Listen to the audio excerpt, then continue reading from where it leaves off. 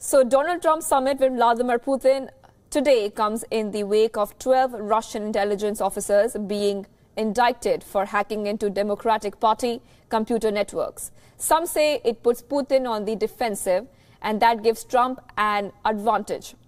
Back here in India, many will be hoping for a positive turn to their meeting given the threat of US sanctions over India's plan to buy Russian weapons. Take a look. When US President Donald Trump sits down for a summit with Russia's President Vladimir Putin in Helsinki, Finland on Monday, many in New Delhi will be keeping their fingers crossed, hoping for a positive outcome. A Trump-Putin commitment to improve relations means that Washington's pressure on India to stop buying arms from Moscow will cease. But it's never that simple. The Countering America's Adversaries Through Sanctions Act, or CAATSA, has been mandated by the US Congress and not Trump. If India buys the S-400 Triumph missile defense system from Russia, sanctions will happen. It is not clear if Trump's officials can persuade the Congress to give India a waiver. The only waiver being talked about now is with respect to India's investment in the Chabahar port in Iran.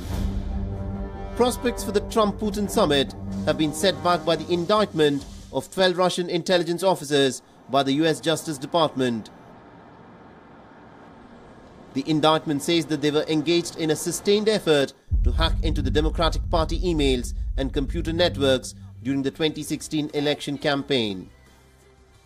And that gives Trump an advantage as the mood in Washington is to be tough with Putin. I want to make sure that other Americans hear that the president makes this issue of Russian interference a priority in the meeting, and it's not something that's simply sloughed off with a quick response from Putin saying he didn't do anything. And that's why if he and his team are not willing to make the subject of this indictment of Russian interference a top priority in the Helsinki meeting, then the meeting should be canceled. Expect Trump to demand that in Syria, the priority is to defeat the Islamic State. Trump will also want Putin to get the Iranian troops out of Syria. He's also unlikely to accept Russia's occupation of Crimea. Nevertheless, some analysts believe that by talking to Putin, Trump is sending many positive signals. That we would have a chance to have a very good relationship with Russia and a very good relationship with President Putin. I would hope so. For them, for the business community, it's a clear signal that the lowest point of relations is over and no harder sanctions are in view. The very fact of the meeting, not what they sign together or say together, but the very fact of the meeting is for them a message that you can be more relaxed about investing in Russia, about making deals with Russian companies. Mm-hmm. And it's a big advantage for Putin because he's interested in money.